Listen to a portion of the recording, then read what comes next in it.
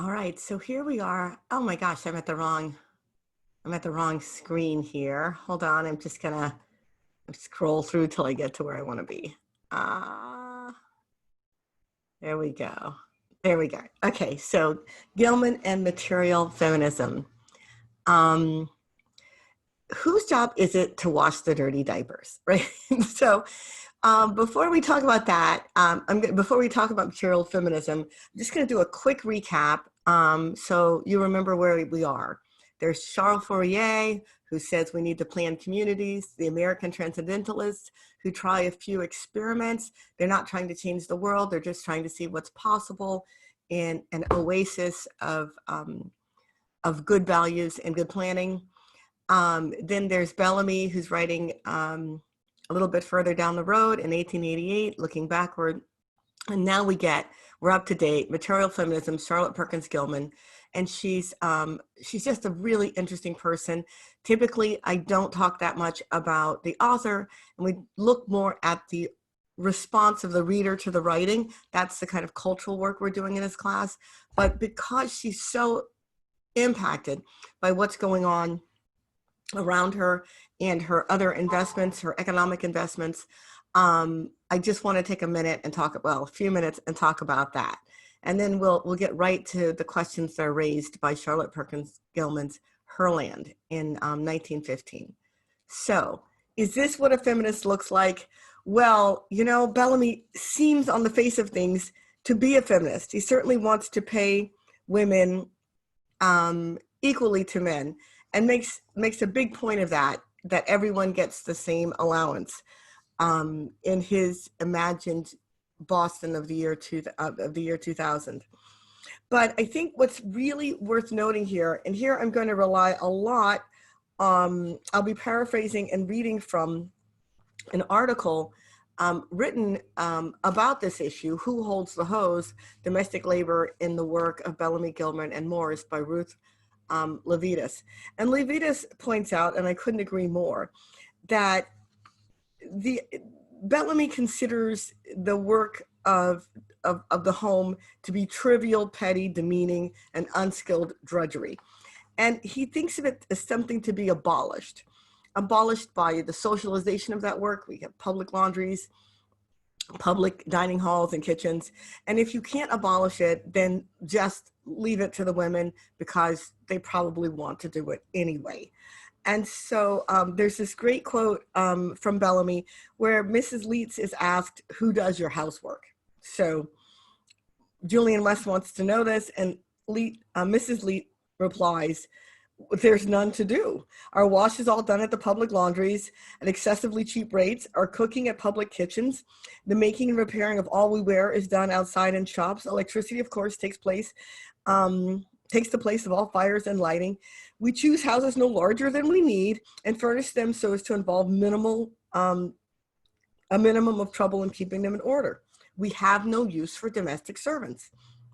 And of course, if there's an emergency, somebody gets really sick, or there's a renovation or some other extensive cleaning that needs to be done, then yeah, Mrs. Leet would acknowledge that you would have to hire somebody out of your annual allowance, but that's equal for all citizens. So the household could accomplish that.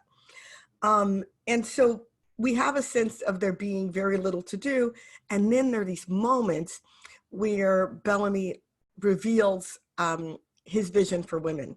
So for example, we're told that the meals are taken outside of the house, except for 2 minor meals of the day that are usually taken at home, as they're not worth the trouble of going out.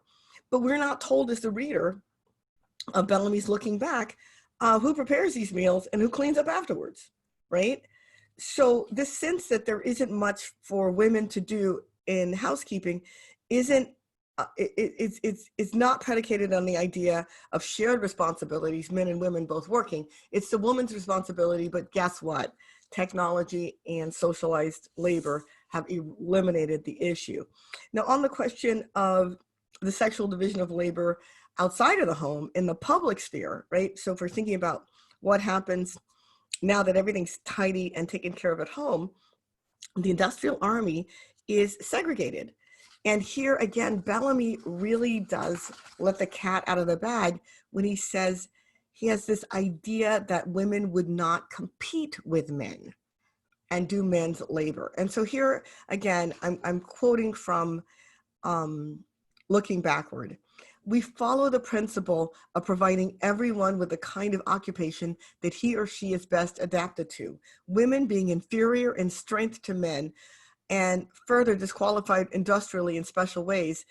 The kinds of occupation reserved for them and the condition under which they pursue them have reference to these facts. And so here he means the fact that women are weaker than men, right? And that they have special disqualifications for industrial labor. And then he goes on, this is Dr. Leet probably speaking here. He says, the heavier sorts of work are everywhere reserved for men, the lighter occupations for women.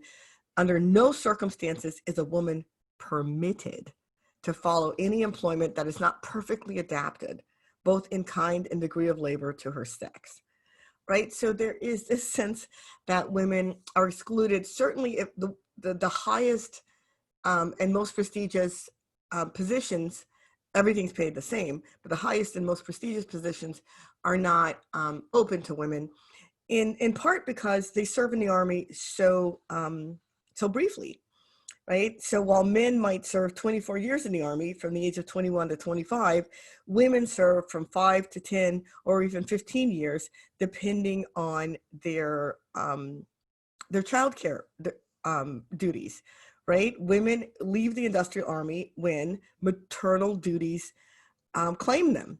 The duty and inclination apparently go hand in hand, and women retreat from the public life into their private homes when maternity fills a woman's mind with new interests and she withdraws from work. So that's it's hard to see that Bellamy's view of women's lives fully lines up with many feminist views of what that might look like. He's definitely sure that men and women are incapable of having sympathy with each other fully, and therefore women judges hear cases involving only women, and men judges hear cases only involving men. So a lot of these arguments and these quotes are drawn for me from Ruth Levitas' article, which I will link to below. And it's worth looking at if this is a question that will occupy your thinking as you consider how you might design a better world. Quickly about material feminism, it's the idea that men's economic exploitation of women for women's domestic labor is the cause of women's inequality, right? So women should be paid for their household labor. And we think of that as children, but of course it's the elderly, it's the sick, whoever has to care for these people, whoever has to clean their bodies and clothing and feed them. What hands are doing those, and are those hands attached to a woman's body?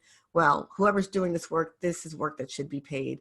And material feminists went on to say that we need to design the spaces inside the home, inside our communities and cities, to bring about gender equality, to make it easier for all of the beneficiaries of this labor to participate, right? So, and women, material feminism does assume that it will still be women's work.